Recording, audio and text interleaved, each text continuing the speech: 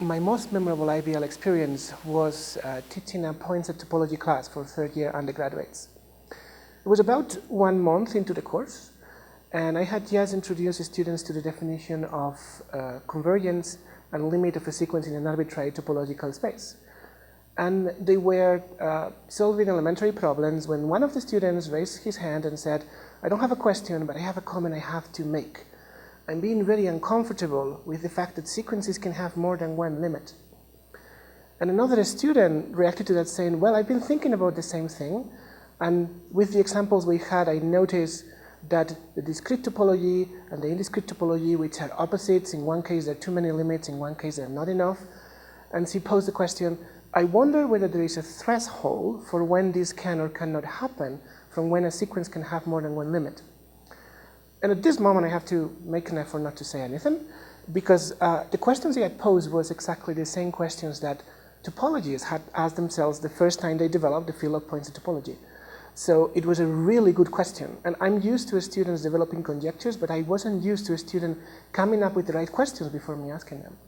So I simply kept calm and say, "Okay, that's a good question," because the class was agreeing and more people said that that's something they wanted to think about. So I just told them, "Think about it." I'll add it to the notes, and pretending it wasn't a big deal, even though it was. And then for the next week, while we continued with the rest of the material, every day we would come back to these questions and they would present their progress.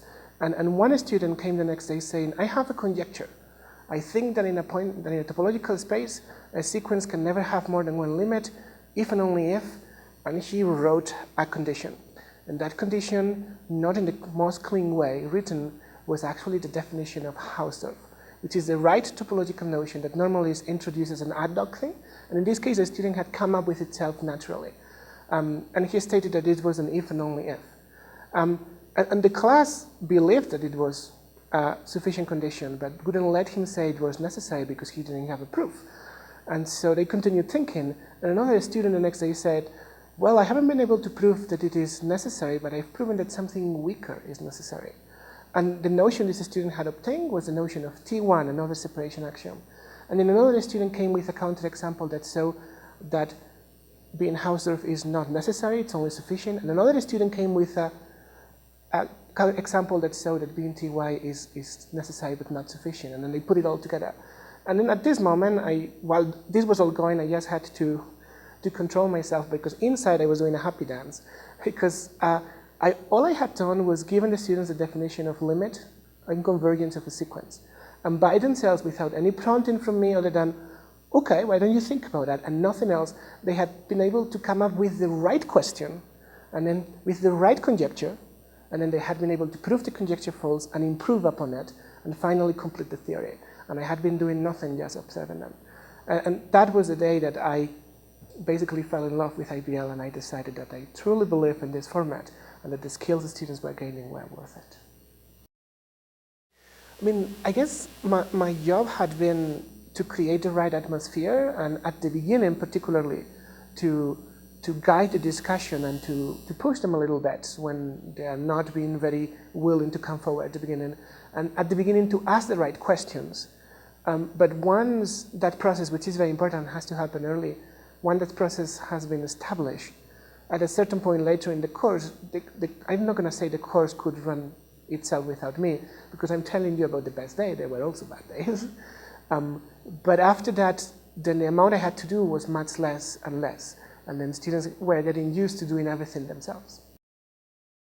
Well, the function of failure in IBL is that you cannot succeed until you have failed a few times. And oftentimes, to come up with your own ideas and with your right conjectures, you have to go through a few wrong conjectures and prove them false until you prove them correct. So the role of failure is to accept this as part of the learning process, because you are very unlikely to come up with the right result the first time. So students have to learn to celebrate the wrong result, because once they've made a conjecture and they've proven it's wrong and they've seen why, then they've learned something and they're one step closer. Many of the skills necessary to be a good IBL instructor are the same ones as the skills necessary to be a good lecturer. The big difference for an IBL instructor is that you also need a lot of patience and the ability to bite your tongue. they take away the ability to problem solve. More important than any piece of content they learn, the main objective of our course, which is based on IBL, is that students will be able to problem solve. And I define problem solving as, in the future, when they come up with a problem that they have never seen before, and they don't know how to solve, and they don't have the tools for it, students will be able to recycle the tools they already have, and if that's not enough, to figure out what it is that they need to learn, and to figure out how to learn it, and then go and do it, and then come back and solve the problem without somebody having to feed them that plan. And when I accomplish that, if I accomplish that in my IBL course, I think everything else follows, and I'm happy with that.